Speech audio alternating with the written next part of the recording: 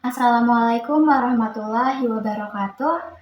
Yang terhormat kepada Bapak Febrian Alwan Bahrudin, SPD, MPD, selaku dosen pengampu pada mata kuliah Hukum Internasional.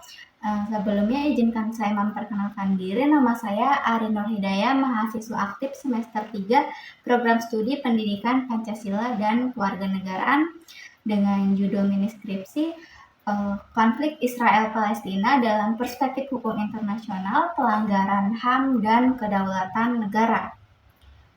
Konflik antara Israel dan Palestina ini telah menjadi sorotan di dunia internasional karena konflik ini bermula sejak abad ke-20, di mana konflik ini bukan hanya melibatkan dari dua belah pihak negara saja, tetapi juga mengakibatkan adanya pelanggaran hak asasi manusia yang serius terhadap warga sipil.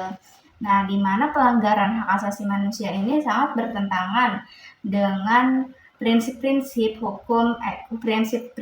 Konvensi Jenewa tahun 1949 yang tujuannya ini untuk melindungi warga sipil dalam perang bersenjata.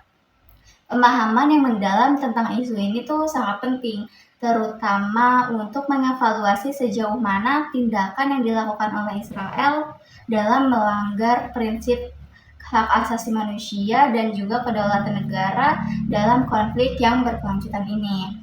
Teori yang digunakan ini ada dua. Yang pertama itu teori mengenai HAM, adalah teori universalisme, yang dimana teori ini menyatakan bahwa hak asasi manusia ini bersifat universal dan perlu diterapkan di berbagai aspek.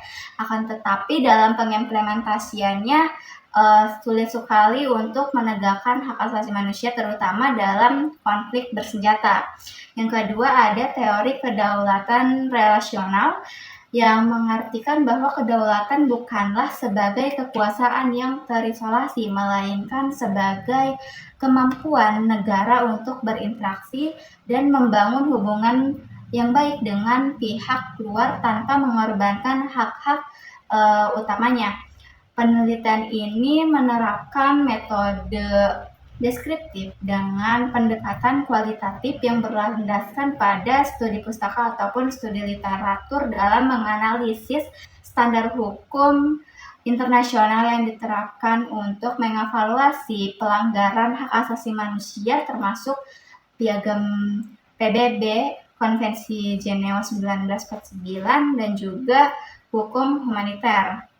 Nah, temuan dari penelitian ini menunjukkan adanya indikasi yang kuat mengenai pelanggaran hak asasi manusia dan pelanggaran kedaulatan negara akibat perebutan wilayah.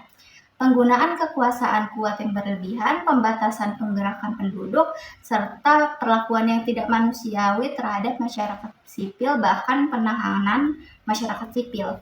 Selain itu, studi ini menunjukkan bahwa organisasi internasional seperti PBB dan Mahkamah Internasional atau biasa disebut ICJ mempunyai peran yang krusial, namun tetap terbatas dalam penegakan hukum karena dinamika politik global, pemanfaatan hak veto, serta keterbatasan yurisdiksi dan mekanisme sanksi yang diberikan. Beragam tantangan seperti ketidakpatuhan negara, keberpihakan politik, lemahnya kekuatan penegakan hukum, serta dominasi kepentingan negara-negara besar juga menjadi penghalang utama dalam penyelesaian konflik yang berkelanjutan ini. Studi ini menekankan pentingnya penguatan mekanisme hukum internasional, peningkatan komitmen dari negara-negara anggota PBB, serta kerjasama global untuk mendorong penyelesaian dalam konflik ini, dan juga perlindungan mengenai hak asasi manusia dengan cara yang efektif dan juga adil. Nah, penelitian ini menunjukkan bahwa meskipun hukum internasional telah mengatur perlindungan hak asasi manusia, namun pengimplementasiannya masih terhadang oleh berbagai kendala. Tindak lanjut yang lebih tegas dari lembaga internasional itu sangat diperlukan untuk mendorong penyelesaian yang adil dalam konflik antara Israel dan Palestina. Oke, mungkin cukup sekian dari saya, kurang lebihnya mohon maaf. Wassalamualaikum warahmatullahi wabarakatuh.